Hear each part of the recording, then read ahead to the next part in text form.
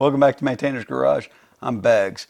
The reason I'm in the car today, my Corvette specifically in the driver's seat, is my car's trying to tell me apparently that through the pandemic I've put on too much weight. Basically it's calling me a fatty booba laddie. Why is it calling me that? Well, when I try to move the seat, it no worky. But when I get my fat behind off of it, it operates as advertised. So more than likely I'm not just fat. There's probably a wire chafing or a connection problem underneath the seat, or the motor is wearing out. We're going to try to figure out which one of these problems this is today. So that's what we're doing. First things we're going to do is pop the hood, disconnect the negative terminal on the battery because the seat has a side airbag in it and it's connected to the airbag system. So I want to disconnect the negative battery before we start playing with any of these connectors. That way we don't have accidental discharge of the airbag. Safety first or fourth, depending on your situation. Before we disconnect the 10mm bolt on the negative battery post, we want to look on the front of the car, on the front of the seat here, and there's some plastic clips. Those cover up the bolts on the front of the seat. You cannot, well, with where I have the seat position, you cannot see the rear bolts on the back of the seat. So you want to slide this forward enough to where you can still see the front bolt and back bolts that way. And there's two of them. You want to make sure you get to those. You just want to make sure that after you disconnect the negative post, the seat won't be able to move anymore. So before you do that, you want to make sure the seat's in a position to where you can access all these nuts and pull them out. There's no good way for me to show you these front plastic covers or these rear bolts on camera and have me be in frame. So I'll put that in here. All right, so as you approach the seat here, if you look in the back, you can see there's one nut right there and the other one is right there. On the front of the seat, you have these plastic trim panels there and there that you have to pop a little retention clip off of. They'll pull out and that will expose the two 15mm nuts.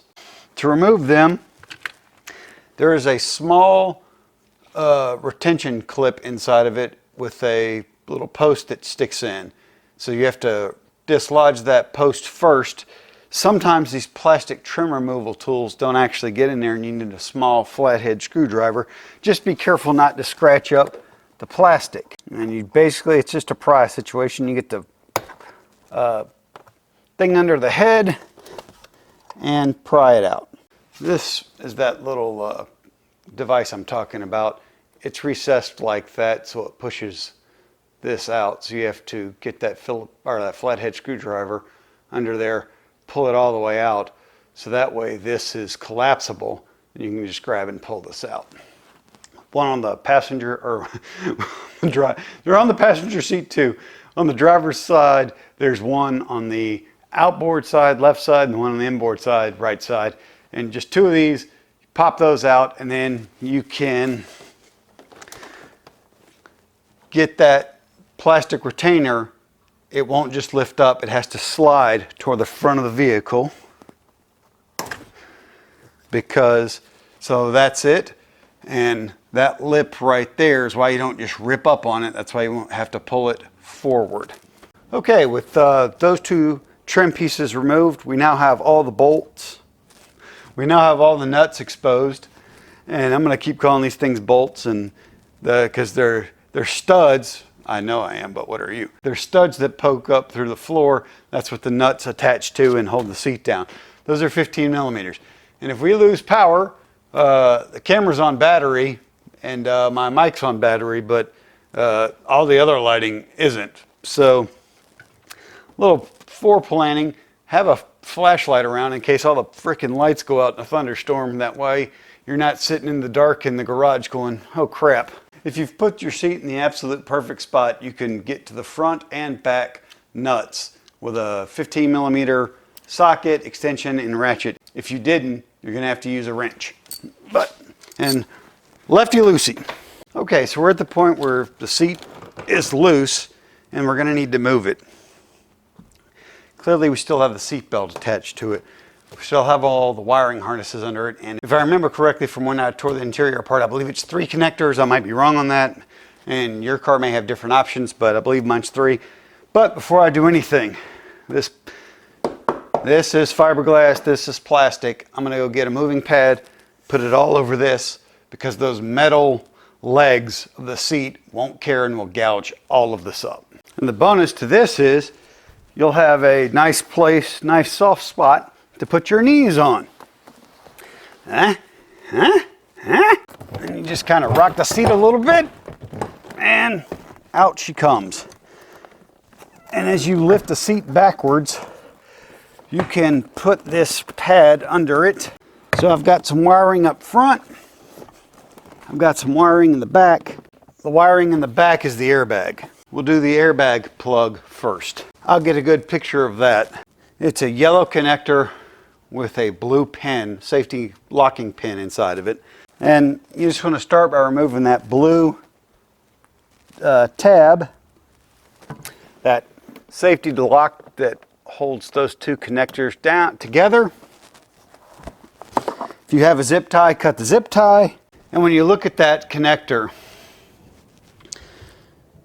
you'll see kind of a large rectangular hump, and I'll draw a really clear arrow to it. And what you need to do is you need to lift that hump up, and that's the interlock, and then you'll be able to disconnect the connectors. I don't see anything chafing on it. I don't see any exposed wires, any crushed plugs, but there are plugs right on top of this where you would sit that could be creating this problem. Okay, so yeah, we're going to want to remove the seat completely so we can look at all the wiring under it and under here. All right, so now I've got this 15mm nut to remove. Lefty loosey as always. And when we're done after we remove this, we'll put that nut back on there just so we can't lose it, and we'll understand exactly where it goes.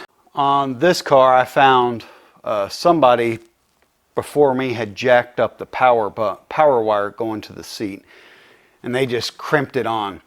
They put me in a situation where I couldn't remove the seat without cutting the wire, so I added a splice into it. So I have an extra little spade connector that I have to disconnect. I'll make sure I put a picture of that in here. And one of these is it's purple, and it's a locking arm to where you just have to flip it up. But you have to press these tabs to unlock it. And I will show you that once I get the seat out clearly, so that way you will not have any problems or confusions. And the other one is just to push the back of the plug down and pull out. Your seat will be ready to come out. I'll put it over there, then I'll bring the camera in and show you that. Make sure you have a good place to put your seat before you pull it out. I've got my little table set up over there. I verified everything's disconnected. Make sure you watch the door when you pull this out. And out she comes. No gouges, scratches on the fiberglass or trim. This is the airbag connector that was in the back of the seat. These pins insert like that and like that. So you have to remove them first.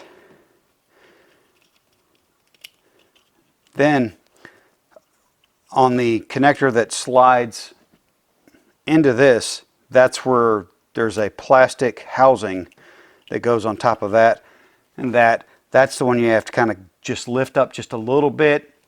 It'll pop off. Lift this one up a little bit, it'll pop off. That's my little spade connection that I made for the power wire that somebody else broke. This is the big plug that on the seat has that lever with the 2 tabs that I'll show you on the seat very clearly. This is just a standard locking connector. A little thing on the back of the plug right there, you just press down, it'll release. And that's all there is to this. All right, let's look at the seat. So this is the underside of the driver's seat. Got it on my bench, put my pad on it, good to go. The front's where the bolts go through, here and here. Back is here and here, which might be just out of the frame of the camera, but it's fine. Right here are these two yellow connections, are the two for the airbag. This is the connector that on the vehicle, you just press that locking tab down, just slides out. This one is kind of the interesting one. This arm is swung this way and latched down. So what you have to do is press these tabs and grab this arm, and then it'll unlock and literally move the connector. And then when you push the connector in, you'll just grab this, rotate it that direction, you'll be okay. And then there's my spade splice for the power wire of the seat. I'm looking at these plugs, or looking at this plug and all these pins. I don't really see anything. I don't see anything here. Clearly, we don't have an airbag problem. I looked under the seat. I don't see any problem. And I don't know of any way to get the camera in here. So at this point, you're going to see multiple pictures, kind of out, in, and then in. And what that's going to be showing you is exactly what I'm looking at. Those plugs sit directly under the seat, and when you look and you move the seat, when you push down, this is on the opposite side of my hand here is where my butt is. When you push down, you can see they're hitting those plugs. So that would potentially be one of the biggest spots to check, because you know you're sitting on it. This is a metal frame here. So when you sit on this seat, you're not pushing these connectors down. So more than likely, the problem's not in these connectors. Doesn't mean they can't be.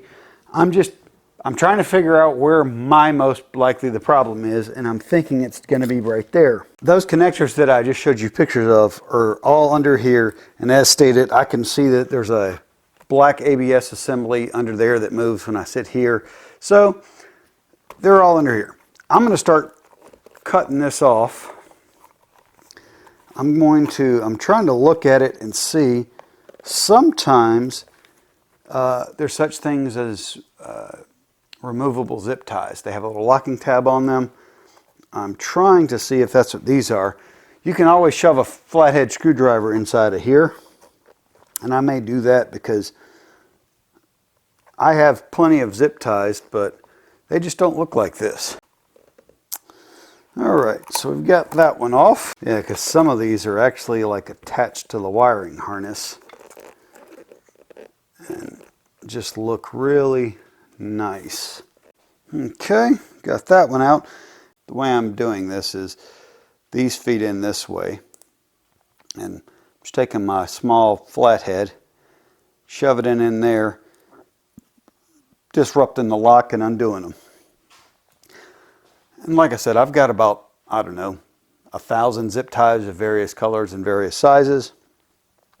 I'm just trying to reuse this factory stuff whenever possible. If I can't, then I can't. This one looks to be a bit challenging, but we'll see if we can get it, because as stated, this particular one on this harness right here is actually, it's double. It's wrapped around the harness, then wrapped around this metal bar. So if we can just unlock the side for the metal bar, that'll be much better for us. There we go. Patience is key, slow and sure. Don't jack your seat up. All right, now we have this one. Might not be able to save this one. There it is. Huh. Better be lucky than good. So now we're really starting to expose things. And all right, right here is a wire that is not chafed through, but damn near. And I'll get a good picture of that. Not saying this wire is our problem, but this is just, you could see where I'm going, and this is how you got to figure this stuff out if you want to figure it out. I mean, I'm troubleshooting this. I don't know what the problem is. I have a generic idea. I understand exactly what the failure is. The failure is the seat's not moving when weight's applied. And then by that deductive reasoning has led me, you know, looking under the seat, the airbag connectors, it's not an airbag problem, so I didn't have to think about that. These connectors, well, these connectors aren't smushed. They weren't being, by me sitting in the seat, these connectors weren't the problem. When I sit down, it's like, oh, so this is absolutely a wire. Probably not our culprit, probably.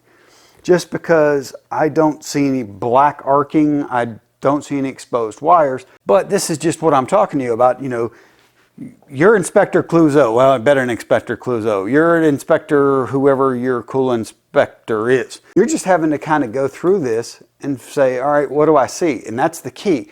Look, listen, feel. I mean, smell, because when electrical components catch on fire and burn up, you can definitely smell that stuff. So, you know, is this probably our problem? Could this be our problem? Yes. Is it likely? Probably not, because of the lack of arcing and things like that, but something to pay attention to. And one thing I could do to this when I start reassembling all this is I can wrap this either in electrical tape to add another layer of protection, or I even have anti-chafe material, nylon, legitimate nylon anti-chafing stuff that I used on the stereo system. So, all right, we're just going to keep digging in here.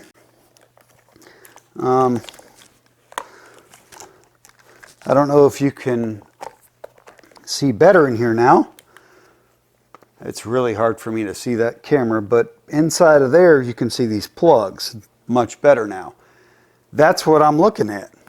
I'm looking for wiring, chafing, broken, arcing, and that kind of thing. I didn't pop a fuse, so I don't think it was that bad, but it's just stuff you need to look for.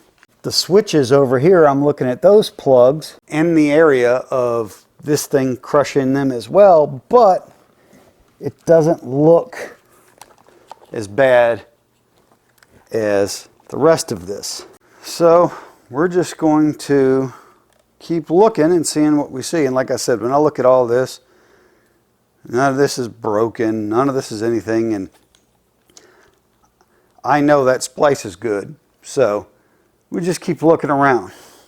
All right, so I can't see much of anything else in here, so I'm going to start removing plugs again. And this big thing here, just a locking tab there. I'm going to unplug this box. Like I said, I'm looking at these. Started playing around in here, and I'll bring my cell phone in here and get some good video of this. There's a big connector in the middle of this black module back here. In the middle of it, it's got a big ground wire, black wire, big red wire, power wire, I assume. In the power wire, I could see, as I was messing with it, I could see it was split. Just the insulation, not the wire. I was like, okay. As I was checking that, the ground wire broke in half. So there's our problem. Hey, we'll get there sooner or later. All you can do when you're troubleshooting is look, listen, feel, taste, touch. Don't lick it, don't lick it. Anyway, so that's where we are. I believe I found the problem. See this because it's this, let me see. It's that black module. And when I come over here, you can see the middle connector with the power wire right there, and then you can clearly see the broken ground. Let's get a little more light on this situation.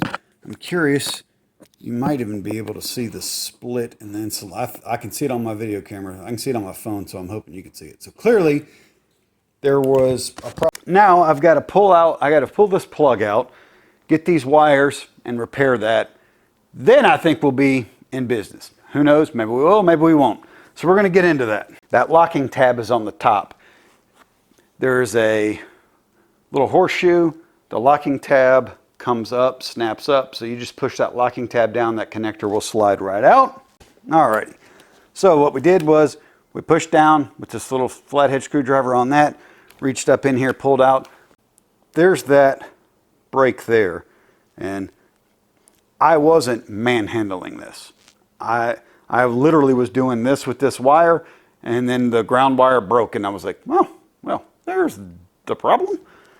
So the key here is, how do we fix this? Clearly see this must be Kapton wire for those of y'all that are in the aircraft industry.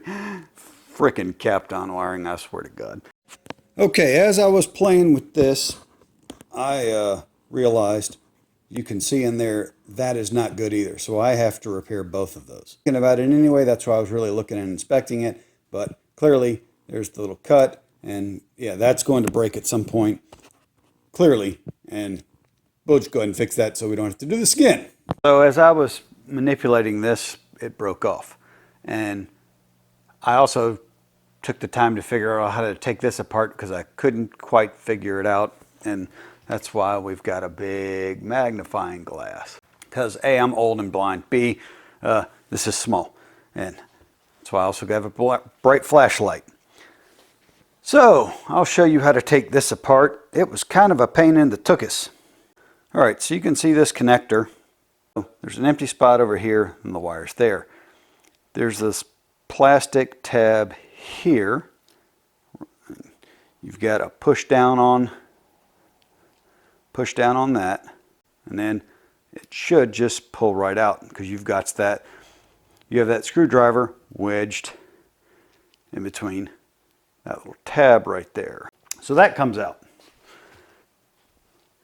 Then you have your little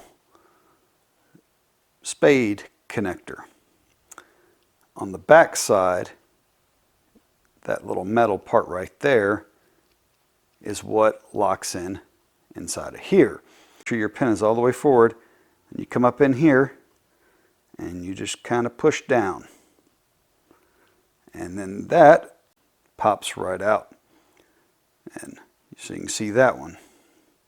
You should be able to go to your local automotive store and get a couple of these, re-terminate this, and it should work. If that's the situation, you will see nothing other than me fixing this again. If that's not the situation and I have to order this plug, you'll see that now. So I went looking for the contacts. Couldn't get the contacts. So then I needed the plug, and I just tried to Google it real quick, and look, luckily I found it pretty quickly. The reason I found it pretty quickly is because this connector breaks under here all the time, apparently. I didn't Google this before I started. I just was like, hey, we're just going to go down this. And yeah, this connector, these wires break constantly. That's how I was able to find this plug very quickly on the internet. Just a quick search, and man, the part number came right up. And to tell you how often it breaks, my local auto parts store could get me an AC DELCO plug in 2 hours from their warehouse. And there's the plug part number right there, PT3156. Seat's not working when you're sitting in it, and it works when you're not sitting in it.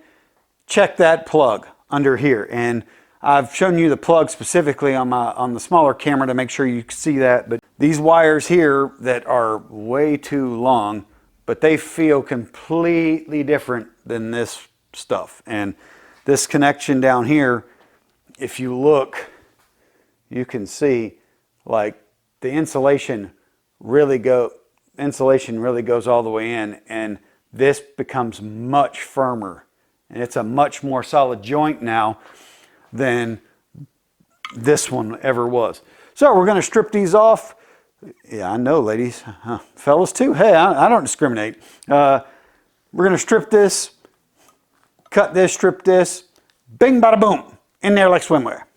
I'm always down to get something from Amazon, but I always try to buy it, especially car parts, from local places if the price is similar. I paid a few more dollars locally, but I could have it, again, a couple hours versus Amazon, which would be 2 days. So you pay a premium, and that's okay. I even could have called the dealership, but why would we do that? All kidding aside, I would have called the dealership if I really needed the part to see if they could get it, but 2 hours is no problem for me waiting. They're nice enough on this to even give you the splices. I'm probably going to use, I may use these, I may use something different. We'll see. I've pulled these wires out to where I can work on them. I've got them out here, so if I want to put a heat shrink and all that, I can do that without setting anything on fire. While I'm here, get a good flashlight, look at that entire wire. Make sure there's no more breaks, kinks, or nicks in it. Going through all this trouble, no reason to spend this effort to have to redo it again in a week or a month or a year. So, yeah. Everything I can't see, yeah, that's good to go. And then we'll strip this other one, and then we'll have to go back to our video to figure out which side is which, positive and negative, because I depinned it. But that's why I have a video, and before I do anything, I'll insert a picture here. No. But that's why I have video, to help me do things like this that I don't remember. I'm not saying, just saying. You don't need a plug this long. That's redunculous. You want it to be short enough to where it's not going to create a problem, wire routing or anything like that. But you also want it to be long enough to where you potentially have a re-termination. So you don't want to like strip it right here to where if something happens and you have to re-terminate, you're SOL. So I'm going to come down probably about right there. Well, actually, I'm going to do this twice. I'm going to come out a good ways. Get rid of that. And then I'm going to play with this a little bit and look and see how much excess we have here. All right.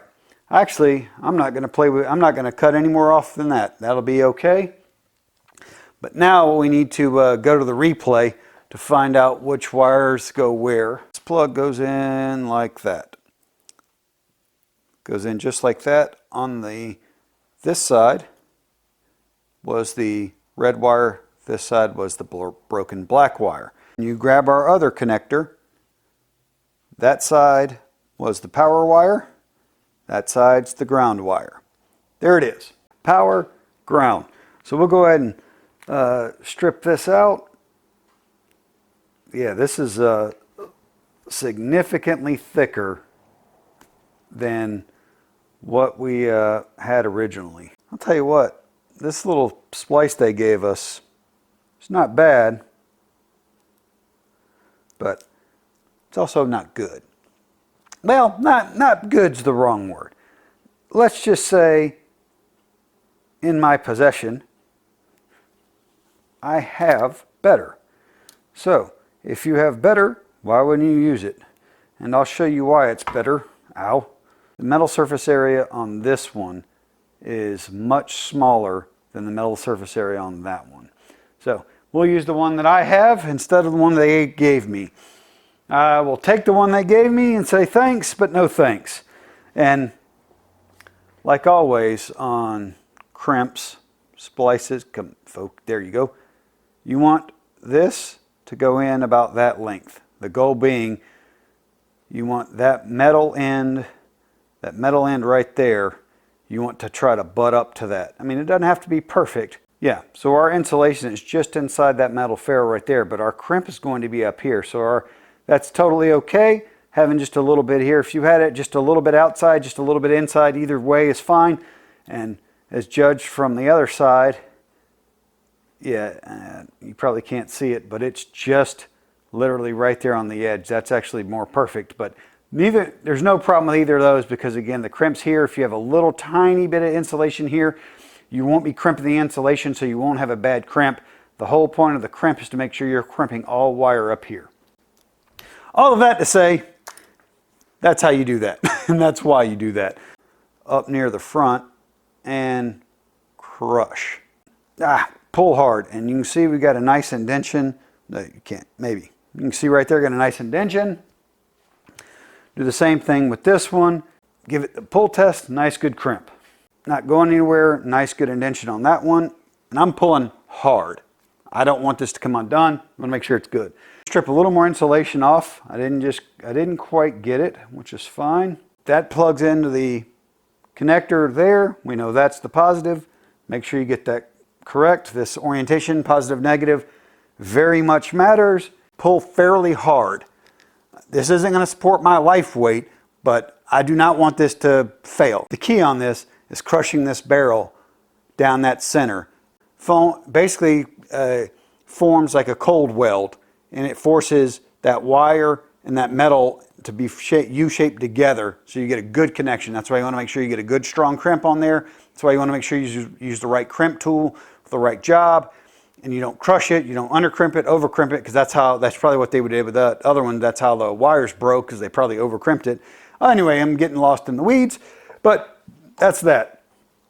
So get our little negative here, get it situated, get it put in, get our crimp tool lined up, pull hard.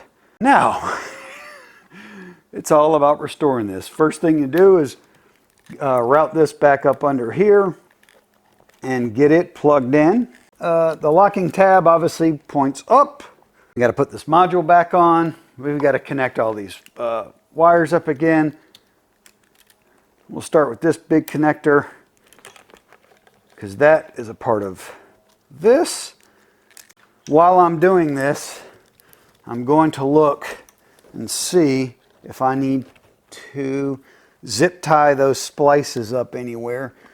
But that's just something you've got to figure out. And I'm not going to make you watch me do this, but you just got to restore it and get it kind of back to how you had it. Our module comes in like this. Probably be easier to attach those now and then zip tie it up. And we've got the whole zip tie that held the module down.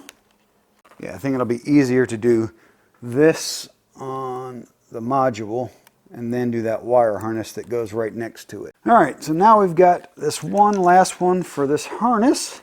Oh, I forgot the one for the box. So we got that. Clearly we have our two splices here. I'm looking at how this whole thing's going to move. I think they'll be just fine. It's not going to get in the way or be a problem. I could zip tie them to that, and I still might. The problem with zip tying them to this is you don't know what interference you may create. But yeah, they're not going to touch anything as I try to get that's not going to get crushed at all. Those wires are just fine right there. We ain't got to do nothing with that. We're good. All right, so now we're ready to reassemble everything. First thing we're going to do is get the seat back in the car. We'll just hook all this up without really doing anything, without hooking up the seat belt, and we'll make sure everything works. And this is just a quick little thing to show you. Before I put the seat in, you can clearly see all the dirt in here. I'm going to vacuum this out, then put the seat in. And I personally find it easier to put the seat in with it not in the folded forward lock position, in the upright position. Just make sure you don't crush your wire harnesses with your seat. And connect all your plugs. And to make sure that the batteries should still be disconnected, hook the front one up first, slide it in, roll that handle down, and then this other connector up front. Airbag stuff in the back. Put those two little locking safety clips down. Lift this up, get this out, set it down. We still have to attach this seat belt, but what we want to do before we do that is check our work. So that's reconnecting the battery, tightening down that 10mm fastener, and we don't have to start the vehicle to test this. All right, so that works. I'm just checking all the buttons. And that airbag harness has a little C-clip on it that clips right to this back rail. No, nothing is crushed at all. It goes forward, it goes backwards. The inflators work.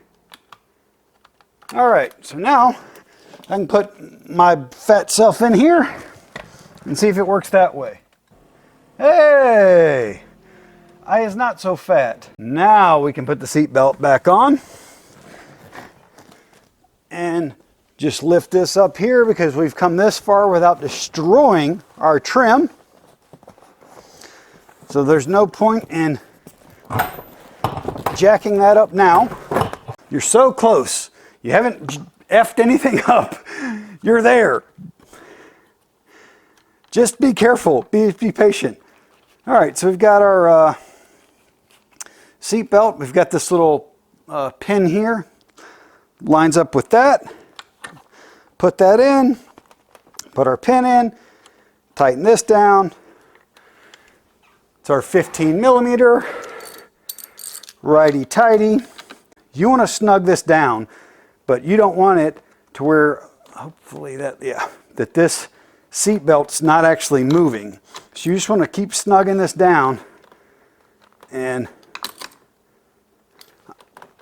yep, there it is. That still moves, but it takes a little effort, and that's okay.